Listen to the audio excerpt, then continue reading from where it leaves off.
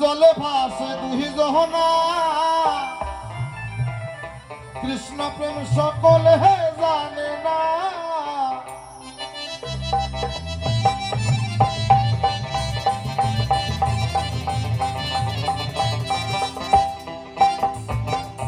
শোনো শোনো যোগ যোগ মায়া তোমারে জানাই তোমার কিন্তু একটা লেজ হয়েছিল লেজটা রাখলে কোন যে জায়গায় লেজের কথা বলোই আমারে শোনো দিয়া মন সেই উত্তরটা তুমি দাও মনের মতন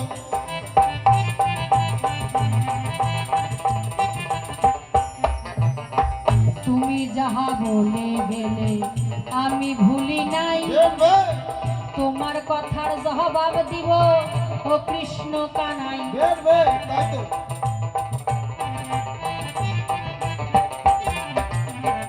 আমার নাকি একদিন বাবা লেজ হইয়াছিল সেই কথাটা এখন আমার বলাই নাকি ভালো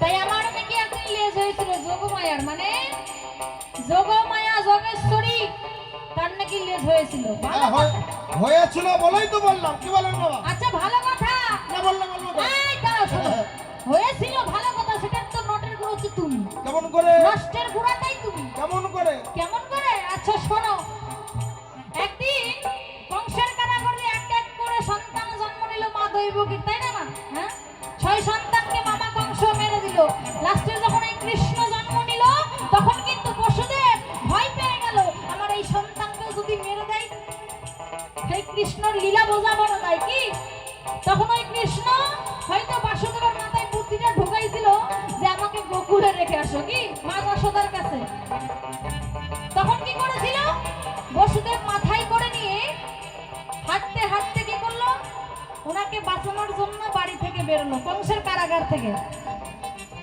নন্দালয়ে যাওয়ার জন্য কি মা বেরোয়নি দেখা যায় না মাথায় করে নিয়ে কৃষ্ণকে বসুদেব যাচ্ছে তার উপর একটা সাপ থাকে সবাই সেদিন ঝড় বাতাস বৃষ্টি সকল কিছু ছুটে এসেছিল ভগবান বাইরে বেরিয়েছে দর্শন নেবে বলে চরণ ধুলি নেবে বলে সেদিন তার পিতা হাঁটতে হাঁটতে যাই হঠাৎ করে সামনে একটা নদী দেখতে পায় সেই নদীটা পার হবে কেমন করে নইলে তো তার সন্তানকে আর নন্দালয়ে নিয়ে যাওয়া হবে না মা সেদিন আর সন্তানকে নন্দালয়ে নিয়ে যাওয়া হবে না বসুদেব চিন্তায় পড়ে যায় সেদিন সেই কৃষ্ণ মাথার উপর থেকে শুয়ে শুয়ে যোগমায়াকে স্মরণ করেছিল সেদিন যোগমায়া ভগবানের কথা কি কেউ ফেলতে পারে স্মরণ করা মাত্র তিনি এলো এসে বলছে প্রভু আমি কি করতে পারি বলছে শোনো তুমি একটা শ্রীগালিনীর রূপ ধরে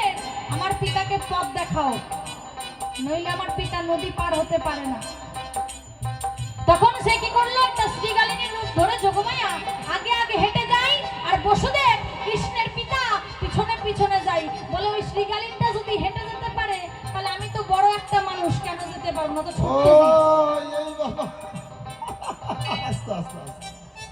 তার মানে মানুষের রূপটা ছিল কৃষ্ণ ভগবান স্মরণ করার পরে ওই মানুষের রূপটা ছেড়ে দিয়ে শিয়ালিনী রূপ ধরেছিল ও অবশ্যই তোমার জন্যই তো ধরা হয়েছিল আমি তোমার তত্ত্ব শুনলাম যোগমায়া তোমাদের জানাই আমি লেজের কথা শোনার পরে আমি আনন্দ পেলাম তাই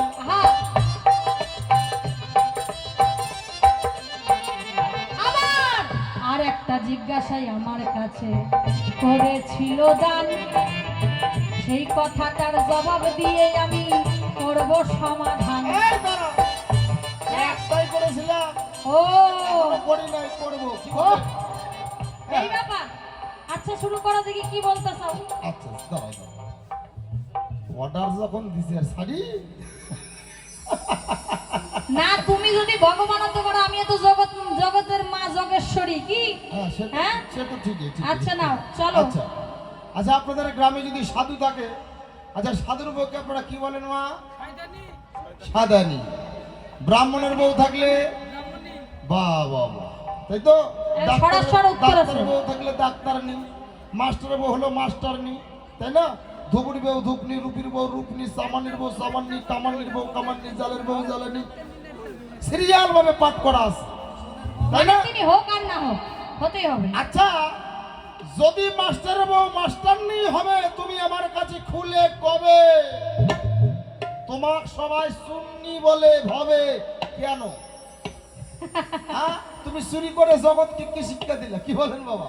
তুমি না জগতের মা, তোমাকে সবাই সুন্নি বলে কিসেরই কারণ? সুন্দর করে জবাব দাও তুমি এসে মনির মতো। বাবা, তুমি হলে জগতের মা, আমরা জানি তাই। কেউ যদি সুন্নি বলে ডাকে মাগো, লজ্জায় মরে যাই। আহা, যাহা তুমি বলে গেলে লজ্জা পেলাম তাই, বাবা, তোমার কথার জবাব দিব, বোঝাবো সবাই। এ,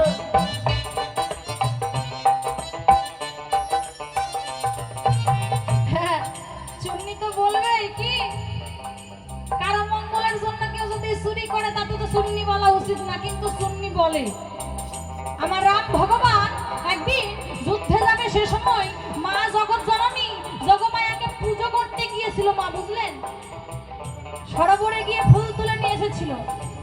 107টা মানে 108টা ফুল লাগবে, 107টা ছিল আমার মায়ের অঙ্গ থেকে, আর একটা ফুল ছিল আমার বাবার অঙ্গ থেকে। বের বের। ও মা, বলেন দেখি, কেউ কি পারে স্বামীর জায়গা পাইয়ে দিতে?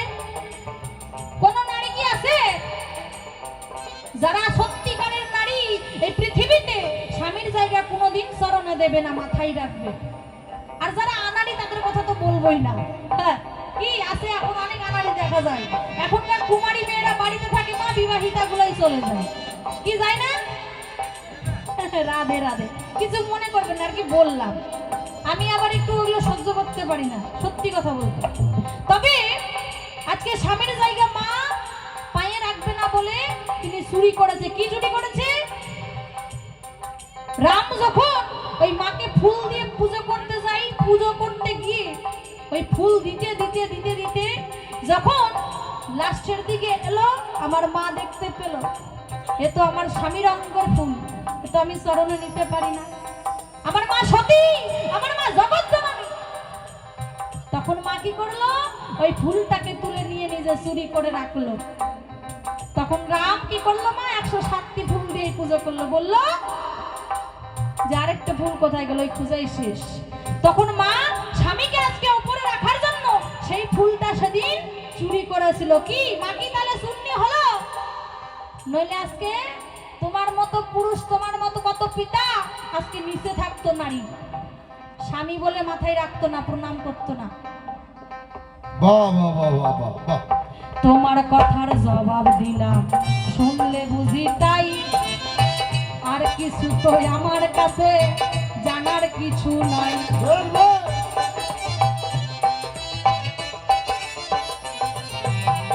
জবাব দিলাম মনের মতো, জবাব দিলাম মনের মতো, শুনিলেন ভক্ত জনা। কৃষ্ণ প্রেম সকলে হে জানে না। হরি বল, হরি বল, হরি বল, হরি বল।